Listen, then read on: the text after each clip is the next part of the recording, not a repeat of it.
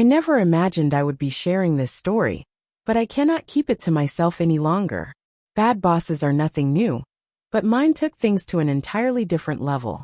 He stole my Super Bowl tickets, the ones I had worked hard for, saved for, and looked forward to for years. Instead of confronting him, I decided to play along and let him believe he had gotten away with it. What followed was a chain of events so satisfying that it almost outshined the game itself. To understand how everything unfolded, I need to take you back a bit. I work for a mid-sized marketing firm, and my boss, Greg, is the kind of person who makes you question how certain people ever get into leadership positions. He is arrogant, takes credit for other people's work, and has an ego the size of a stadium. Despite his flashy suits and fake charm, everyone in the office knows he is not as smart as he pretends to be. I have worked here for 6 years, and while I have dealt with my fair share of difficult bosses, Greg is in a league of his own. The way he treats people makes it clear that he sees employees as tools, rather than human beings. If there is an opportunity to make himself look good, he will take it, at anyone's expense. Now, I am a huge football fan. Specifically, I have been a diehard supporter of my team since I was a kid. Watching the Super Bowl live had always been a dream, but tickets are ridiculously expensive. I had been saving for years, putting aside a little extra from every paycheck. When I finally had enough, I bought 2 tickets for the big game, great seats too. This was not just a game for me. It was a bucket list event, something I had planned for meticulously. I kept the tickets in an envelope in my desk at work. Not because I was careless, but because I was planning to leave early that Friday and head straight to the airport. I had even arranged my vacation days months in advance. Everything was set. Then Greg happened. It was the Wednesday before the game when my tickets disappeared. At first, I thought I was losing my mind. I had checked my desk that morning, but by the afternoon, they were gone. My heart sank. I searched everywhere, went through every drawer, even checked the trash, nothing. Panic set in. I knew I had locked my office before leaving for lunch, but Greg had a master key. That alone was enough to make me suspicious. I went to HR to ask if they had any security footage for that day. But conveniently, the cameras in our hallway were not working properly that week. I did not want to believe it. But then, I overheard Greg talking to another manager in the break room.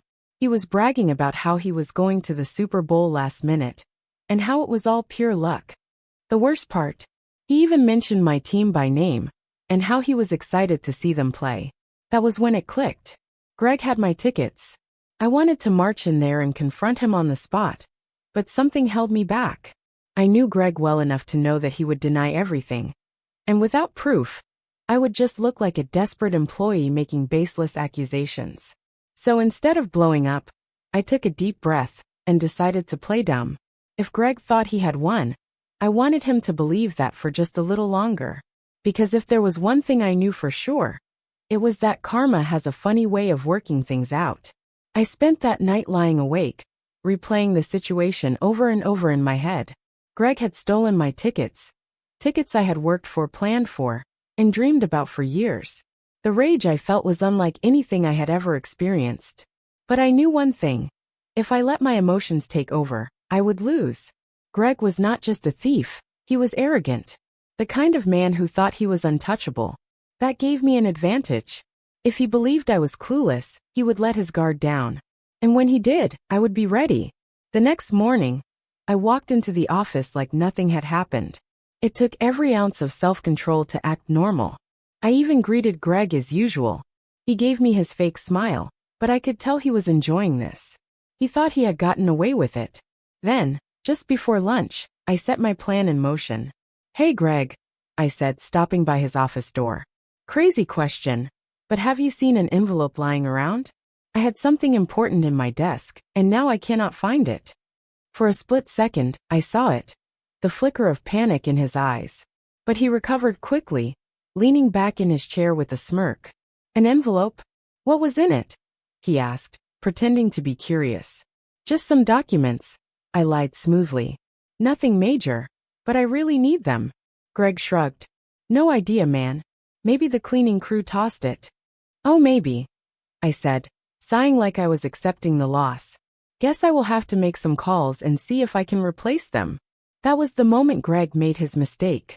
He could have just nodded and moved on. But his ego would not let him. You know, he said, trying to sound casual. It is a shame if you lost something important. You should always keep valuable things in a safe place. I bit my tongue to keep from laughing. He was lecturing me about keeping things safe. The audacity. Instead of reacting, I just nodded. Yeah, you are right. Then I walked away, leaving him thinking he had completely fooled me. But I was not done. Not even close. By the afternoon, Greg was in full bragging mode.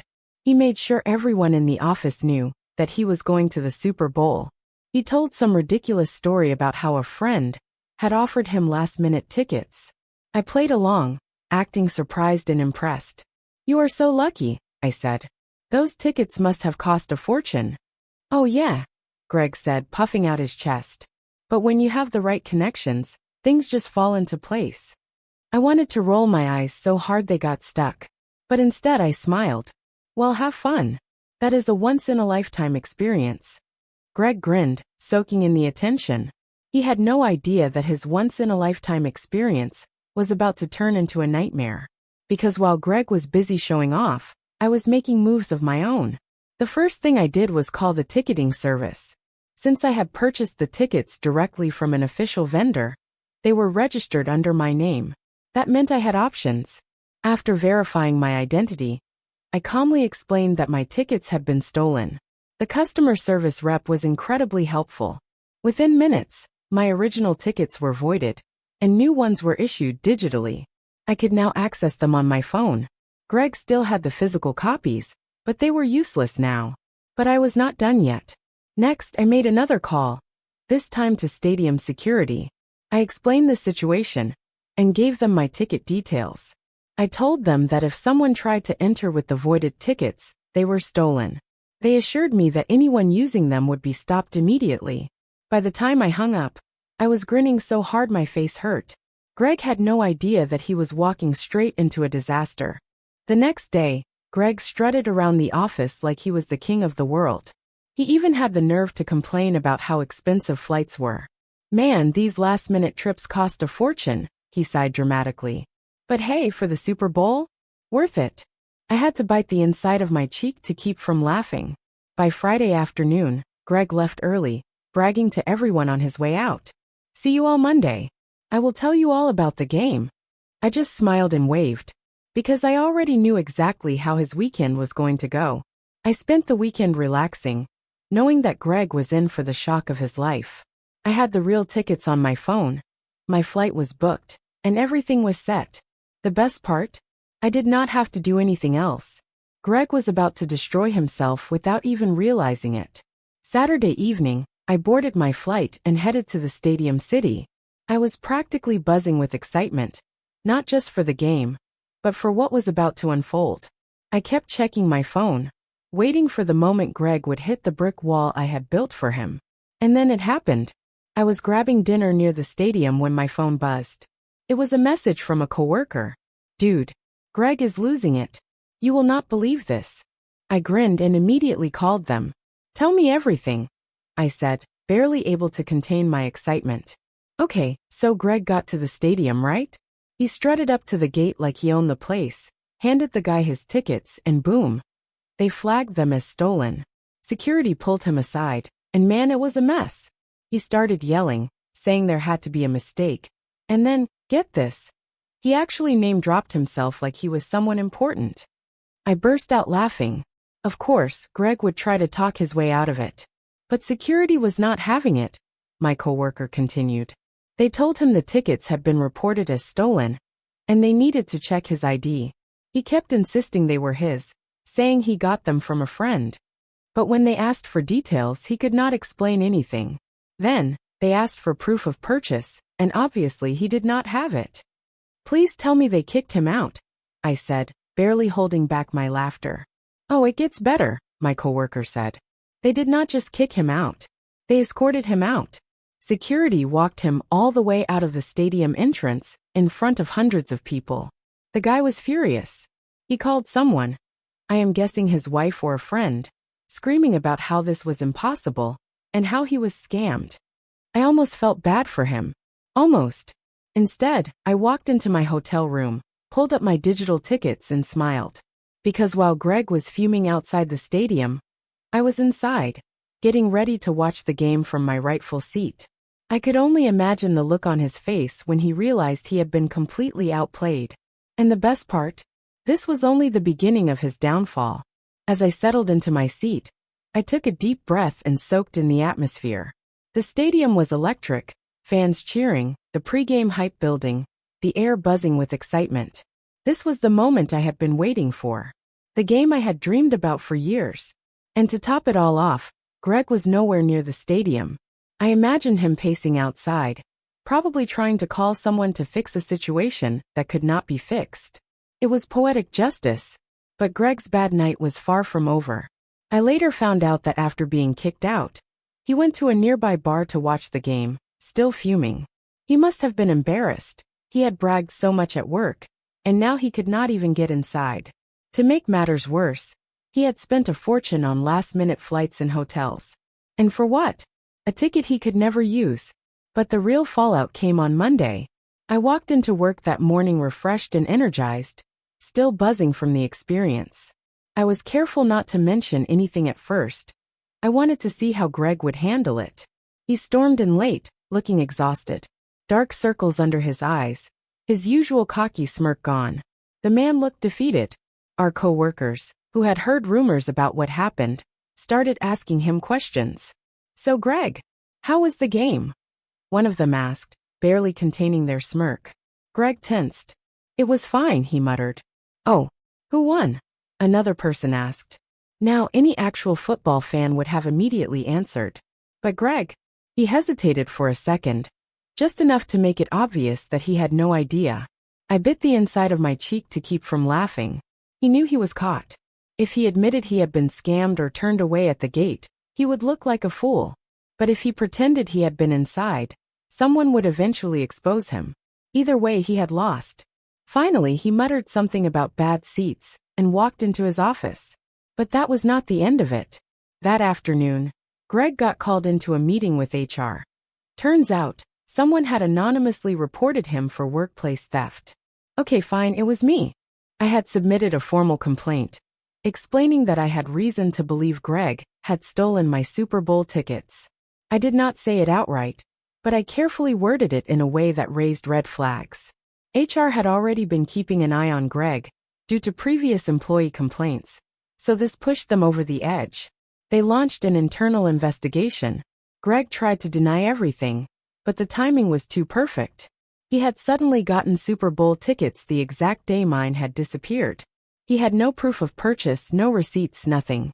The fact that he had been caught at the stadium with voided tickets only made him look more guilty. By the end of the week, Greg was gone. Fired. And just like that, karma had done its job. The day Greg was fired, the entire office felt lighter. People who had always walked on eggshells around him were suddenly more relaxed. It was like we had all been freed from some invisible weight. Of course, Greg did not go quietly. He stormed out, muttering about how this was all a setup, how someone had framed him, and how he was going to sue the company. But we all knew the truth. He had dug his own grave. And the best part, I never had to expose myself. The way I played it, Greg had no idea I was behind everything. As far as he knew, the stadium mishap was just a cruel twist of fate, and the HR investigation was some unfortunate coincidence. I never confronted him, never gloated, never even acknowledged what happened. I let him believe that he was the victim of bad luck. But I knew better. A few weeks later, I heard Greg had struggled to find a new job. Turns out, when your past employer fires you under shady circumstances, word gets around. He tried spinning the story, but let us be honest, who would believe him over a major company? As for me, I went back to work as usual, but something changed. People started treating me with more respect. I was no longer just the guy who kept his head down. I had proven, without saying a word, that I was not someone to be messed with. Oh, and the Super Bowl? It was everything I had dreamed of. The roar of the crowd, the energy, the pure thrill of being there. It was worth every bit of the hassle. I had the time of my life, and I even kept my ticket stub as a reminder. Not just of the game, but of the lesson I had learned. Sometimes the best revenge is not screaming or fighting back. Sometimes the best revenge is letting your enemy think they have won, right up until they realize they have lost everything. My boss stole my Super Bowl tickets. I played dumb, got them reissued, and let him walk into a disaster. He got thrown out of the stadium, humiliated, and later fired. Karma did its job, and I got the last laugh, without ever saying a word.